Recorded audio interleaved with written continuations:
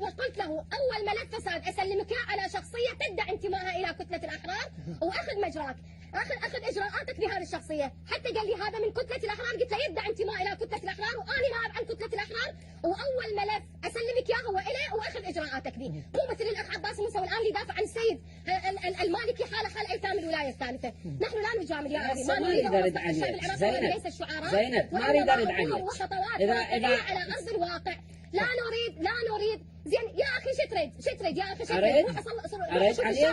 اريد عليك سويتوا بي انت انا اقول لك عليها زينب. اذا انا تدعين ايتام الولايه، اول شيء الولايه هي حق وحق انتخابي. لا سمحت لم اكن يوما من ايتام الفرسان.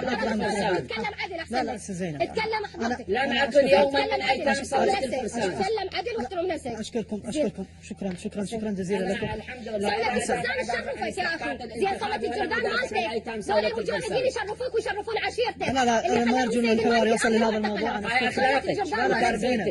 اخلاقك هاي تربيتك. شكرا لكم سيده زينب الطائع عن كتله الاحرار، والشكر موصول ايضا لسيد عباس الموسوي.